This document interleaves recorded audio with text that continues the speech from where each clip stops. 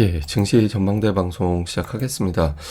지난주 주요국 증시 보면 나스닥, 미국이 제일 많이 올라간 편이죠. 그리고 코스피와 코스닥은 뭐 만만치 않게 올라가긴 했고, 특히 이제 코스닥이 제법 올라갔는데, 10월에 코스닥이 전 세계에서 제일 많이 빠졌잖아요. 그러니까 이스라엘이 11.6% 빠졌는데 코스닥이 12.5% 빠졌거든요. 상대적으로 좀 많이 빠지다 보니까 코스닥이 이제 다른 나라 증시보다는 조금 더 선전을 하는 그런 모습을 보였던 것 같습니다. 자, 이슈를 좀 정리해서 보면 금리가 내려가고 있습니다. 이거 잠시 후에 또 설명드릴 텐데 빌 에크먼의 공매도 쇼크오버 이제 보도 이후에 또 FMC가 이어지고 또 이제 고용지표까지 이어지면서 금리가 내려갔고 이게 이제 증시를 올리는 결정적인 계기가 됐고요.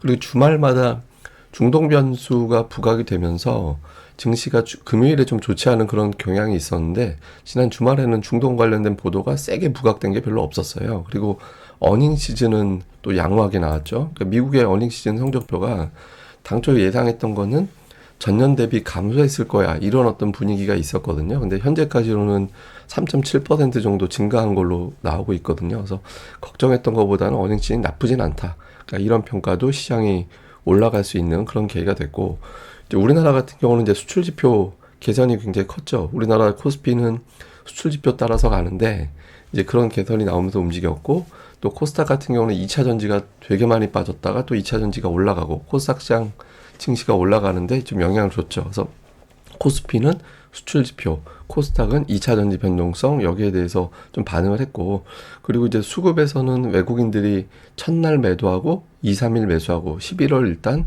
순매수로 출발을 했습니다. 근데 저는 이 중에서 가장 중요한 걸 하나를 꼽으라고 하면 수출인 것 같아요. 그러니까 수출 증가율하고 코스피가 같이 가는 경향이 있는데 이게 이렇게 나타나 주면서 이제 증시가 올라갈 수 있는 환경이 만들어졌나? 이 부분에 대해서 좀 일부 수급이 좀 반응한 게 아닌가 이렇게 보고 있습니다. 주요 종목들별로 보면 미국에서는 반도체주들이 강했죠. 엔비디아, 마이크론이 각각 11% 전후 올라갔고 GM이 이제 파업 관련된 이슈도 더해지고 해서 GM이 좀 강하게 지난주에 올라간 게 그 특징이었고요. 반면에 이제 에너지 관련주라든가 캐터필러라든가 로키드 마틴, 뭐 일라이릴리 이런 종목군들은 지수보다는 조금 부진한 그런 모습을 보였고요. 우리나라에서 보면 코스피는 카카오, 카카오가 좀 뉴스가 나온 것도 있습니다만 이제 카카오가 좀 올라가고 그 LG화학이나 포스코가 좀 올라간 게 특징인데 이거 보시면 LG에너지 솔루션 대비 하이닉스가 더 많이 올라갔잖아요. 제가 한 2주 전부터 두 종목 시가총액 역전되는지 좀 봐야 된다. 뭐 이제 뉴스로는 보도되기 시작하던데 두 종목 봐야 됩니다. 제가 늘 말씀드리지만 순이익이 뒤집히면 시가총액이 바뀌거든요. 그러니까 내년도 하이닉스가 턴어라운드 된다라는 확신이 있으면 이제 결국에는 순위가 뒤집히게 될 거예요. 그러면 이게 코스피의 프레임이 바뀌는 거라 이거 좀 주목해 봐야 될 것 같고요. 그 다음에 코스닥에서는 이제 화장품 관련된 종목군들이 이제 소비 관련된 기대감으로 올라간 게 있고, 그다음에 반도체주가 역시 또 IT 계열의 종목군들이 상대적으로 좀 강세를 보이는 그런 특징이 좀 있었습니다. 근데 2차 전지는 에코프로, 에코프로비엠이 좀 엇갈리는 좀 다른 그런 모습이 나와서 종목들별로 좀 선별적으로 움직임이 나왔다. 그러니까 이건 제가 잠시 또 설명드릴 겁니다. 자, 그러면 이제 주식시장 움직였던 큰 스토리를 한 번씩 보면 10년물 금리가 5% 넘어갈지도 모른다라는 부담이 계속 있었잖아요. 근데 첫 번째로 빌 에크먼의 이제 자기는 공매도 아니요 이제는 금리가 더 안 올라갈 것 같다 이런 쪽으로 이제 베팅을 했다 이런 얘기 나오면서 이제 1차적으로 빠졌고 그 다음에 두 번째 단계에서는 FMC 회의에서 약간 이걸 비둘기파적으로 이제 해석하면서 또 빠졌고 마지막으로 이제 고용 지표가 또 이제 고용 시장이 식었구나 이런 평가가 나오면서 빠졌죠. 그래서 현실적으로는 금리가 다시 10년물 기준으로 5% 넘어가기에는 쉽지 않아 보이는 이제 그런 상황이 됐고요. 특히 이제 주말에 나왔던 고용 지표, 이게 고용 지표가 사람이 소득이 계속해서 늘어나고 취업하기 쉬우면 소비를 많이 할 수 있는 여력이 생기잖아요. 그런데 보시면 이제 미국의 비농업 일자리 추인데 예전에, 그러니까 코로나 터지기 전하고 비교를 해보면 코로나 터지기 전하고 지금하고 좀 비슷해졌거든요. 그래서 이게 10만 밑으로 내려가면 또 경기 침체 얘기가 나오게 됩니다. 그러니까 이제 10만 밑으로, 그러니까 이거는 좀 어떤 의미냐면 구하면 구할 수는 있는데 매우 좋은 일자리를 구한다라는 것보다 에이, 일자리를 구하려면 구할 수는 있어. 근데 막 골라서 할 정도는 아니야. 2단계가 딱 이제 물가 측면에서 보면 적당한 거거든요. 근데 지금 좀 그쪽에 근접하고 있다. 이렇게 보는 거고. 그다음에 이제 시간당 임금 상승률도 코로나 이전하고 비교해 보면 좀 거의 비슷해져 가는 예, 그런 상황이 되죠. 이거보다 조금 더 내려가는 게 이제 그 인플레이션 측면에서는 좀 더 좋은데 어쨌든 0.1, 0.2 요 단계로 와주는 게 이제 제일 좋죠. 그러니까 좀 근접해 간 것 같다. 시장에서 이런 평가를 좀 내린 것 같고요.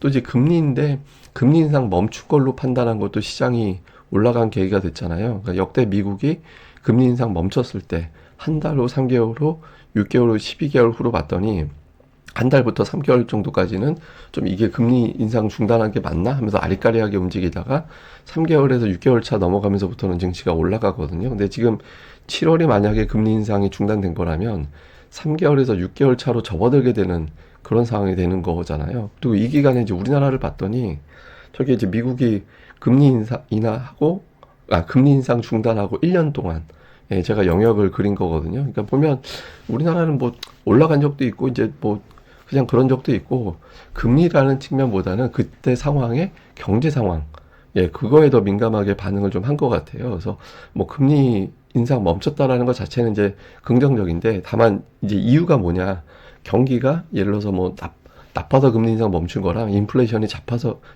금리 인상 멈춘 거랑 좀 다르잖아요. 그래서 인플레이션이 좀 잡혔다라는 신호가 나와주면 이제 좀 시장이 올라가는 흐름이 될 거고 안 잡힌다 이래버리면 이게 엄청난 고금리가 오랫동안 유지되겠네 그러면 기껏해야 박스권이 되는 거고 이렇게 되는 거죠. 그래서 아마 이번 달에 나오는 CPI만 좀 잡히게 나오면 시장은 좀 우상향할 가능성이 있다. 그 CPI가 좀 중요하다. 추세로 보면 그렇게 보면은 될 것 같습니다. 자, 수급에서는 외국인들의 매도가 지난주에 작년도 하반기 이후에 두 번째로 강한 매도가 나왔었는데 이제 매도가 확 줄어들었죠. 그리고 주 후반에는 이제 매수로 바뀌는 모습이 나왔고 실제로 외국인 투자들이 보면 주간으로는 순매도였지만 11월 들어서는 매수로 바뀌어 있거든요. 코스닥도 매수고 코스피도 매수고 선물도 약간 매수 우위로 바뀌어 있는 상태가 됐고 그래서 약간 외국인들이 좀 돌아섰습니다. 근데 제가 늘 말씀드리지만 외국인들이 컴백했다라는 의미는 적어가지고 부족하고 지수 곱하기 그러니까 2300 지금 2300포인트라고 잡으면 하루에 2300억 원의 순매수를 일주일에 3번 이상 붙어줘야 됩니다. 그래야 완전한 컴백이 되는 거고 지금은 그냥 골라 담는 걸로 봐야 되거든요. 그래서 뭐 아직까지는 외국인들이 완전히 돌아왔다 이렇게 보기는 애매합니다. 근데 하나 봐야 되는 건 중국에 대한 매도가 약해졌거든요. 제가 이제 중국 매도 약해지고 중국 증시 보면서 이거 우리나라 원달러 환율 떨어지는 신호가 될 수도 있으니까 주목해 보셔야 된다고 그 전주인가요? 2주 동안 계속 말씀드렸잖아요. 근데 중국이 증시가 괜찮고 외국인들 매도도 좀 얇아지고 있거든요. 그래서 이게 이제 원달러 환율 빠지는 계기가 될 수도 있었는데 이제 다행히 이제 그런 현상은 나왔죠. 근데 이제 이것까지는 부족하고 돌아오는 주에 중국 증시 매수, 한국 증시 매수 이런 신호까지 연결이 되느냐 이게 이제 반등이냐 상승이냐를 결정짓는 요인이 되거든요. 그러니까 반등이라는 건 올라가다 멈추는 거고 상승은 조금 더 밀고 올라갈 수 있는 거 얘기하는 거잖아요. 그래서 이게 어떻게 되는지. 근데 외국인들이 매매하는 거 봤더니 삼성전자 하이닉스 매수했어요. 지난주 순매수 주간으로 보면 순매도였잖아요. 근데 주간으로 우선주까지 포함해서 놓고 보면 거의 5천억 원 정도를 삼성전자하고 하이닉스를 샀거든요. 그러니까 외국인들이 산 게 IT를 산 거예요, 그냥. 예, 그리고 보시다시피 자동차하고 2차 전지를 팔고 그러니까 이런 구도가 되어 있거든요. 그래서 외국인들이 살 때는 정말 살 때는 전차, 철강화학, 금융 중에서 4개 이상 사야 됩니다. 예, 근데 아직까지 이제 자동차가 또 매도로 가 있는 건 수출 지표 가지고 완전히 컴백한 건 아니잖아. 이렇게 또 해석될 수 있거든요. 그래서 자동차 쪽을 좀 봐야 되는데 현대차 주가 보시면 이게 사실 빠질 만한 큰 이슈가 있었다 이렇게 보기는 애매하거든요. 그러니까 실적은 괜찮았는데 근데 문제는 현대차가 올해하고 내년도하고 실적 추정치를 비교해 보면 내년도를 올해 대비 증가한다라고 예상하고 있지는 않습니다. 근데 주가는 싼데 내년도는 그냥 그러네 뭐 이런 건 있거든요. 그리고 가격 경쟁이 있죠. 이제 뭐 테슬라 가격 내리고 막 이렇게 되면서 전기차 부분에서 가격 경쟁이 될까 이런 것도 있는데 다른 나라 전기차 좀 비교해 보면 GM이 되게 비슷해요. 그러니까 GM이 이렇게 빠지고 GM 주가하고 좀 비슷하게 갔잖아요. 지난주에 GM은 급반등이 나왔거든요. 근데 자동차주 다 일어나? 안 그래요. 이게 지금 이거 토요타인데 토요타는 되게 강하게 올라가고 있잖아요. 그럼 왜 토요타는 저렇게 올라갔고 고비가 있었지만 올라갔고, 또 GM하고 현대차는 왜 이랬지? 그 엔화 때문에 그렇습니다. 그러니까 엔달러 환율이 계속 상승했잖아요. 150엔에서는 이제 개입을 하니까 막아내는데 계속 올라가고 있거든요. 그 이제 외국인들 입장에서는 가격 경쟁 측면에서는 토요타가 지금 제일 유리한 것 같다라고 해서 저쪽으로 간 것 같아요. 근데 만약에 여기서 엔달러 환율이 빠지게 되면 토요타, 이게 엔달러 환율 올라간 기간하고 토요타 주가 올라간 궤적하고 좀 비슷하거든요. 궤적으로만 놓고 보면. 그래서 저게 만약에 꺾이면 자동차주 쪽에도 외국인들이 좀 끌어올리는, 한동안은 끌어올리는 계기가 될 수 있어서 이 부분도 한번 볼 필요는 있는 것 같습니다. 제가 이제 자동차 업종 몇 번 말씀 안 드린 것 같아서 포인트 하나 짚어드린 거고, 그 다음에 이제 우리나라 수출 증가율 제가 요건 보여드렸고, 또 하나 PBR 0.832 이번에도 바닥이 됐다. 제가 이제 이것도 역시 제가 이걸 자꾸 말씀드린 건 제가 이거 맞춘 적은 없어요. 제가 이걸 했으니까 이게 바닥입니다라고 단정한 적이 없으니까. 근데 제가 이걸 보여드리는 건 이런 걸로 나중에 뭐 몇 년 후에 또 이런 이제 타이밍이 올 수도 있으니까 우리나라가 이렇게 되더라 이런 통계를 기억해 두시라고 보여드린 거고요. 종목으로는 코스피는 이제 연간 기준으로 하락 전환 비슷하게 됐다가 이제 상승으로 전환이 됐는데 이것도 역시 제가 달러 차트로 봐야 된다라고 말씀을 드렸잖아요.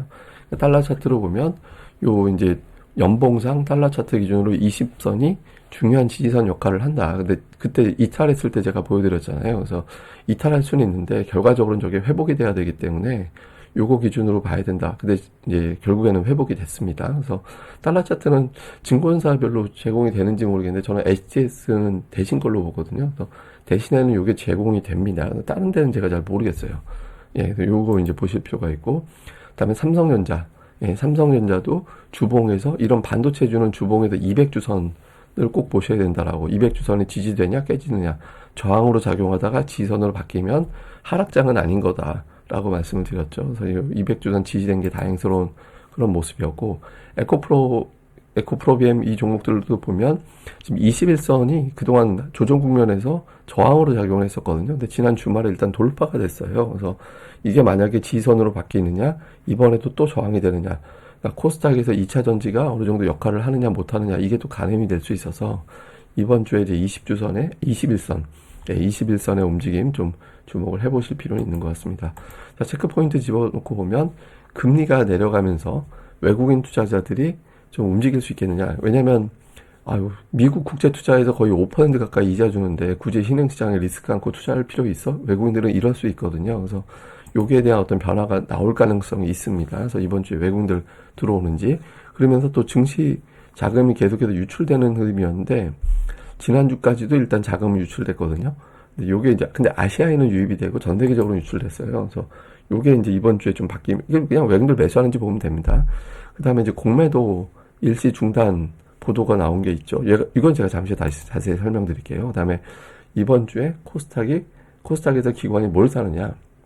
반도체, 2차 전지, 뭐 제약 바이오, 뭐 등등 여러 가지 있잖아요. 게임, 엔터 등등 있는데 이 중에 이제 2개 정도 제가 보기에는 선택해서 끌어올릴 것 같은데 이제 어떤 게 선택이 되는지 요거는 선입견 갖지 않고 살펴보도록 하겠습니다.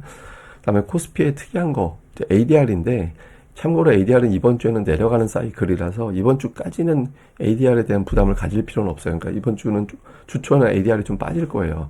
예, 그러니까 적어도 올라가진 않을 겁니다. 근데 특이한 게 뭐냐면 ADR의 상승폭이 지수보다 더 빠르게 올라갔어요. 그러니까 그럼 우리가 이제 표면적으로는 종목들이 되게 빠르게 회복되고 있구나 이렇게 볼 수 있죠. 근데 자세히 살펴보면 그렇진 않습니다. 이게 뭐냐면 지수 상승보다 ADR 상승이 올라갔다라는 거는 종목들 전체적으로 상승폭이 크진 않았다라는 거예요. 이게 무슨 얘기냐? 올라가는 종목은 어떤 거는 한 10% 올라가는데 나머지 종목들은 자잘하게 올라간다는 얘기예요. 그러니까 내 종목 플러스긴 한데 지수보단 약한데 이런 걸 느낀다라는 거죠. 실제로 보면 코스피에서 대형주 업종지수가 4% 올랐는데 중소형 업종지수는 3% 전후밖에 못 올랐거든요.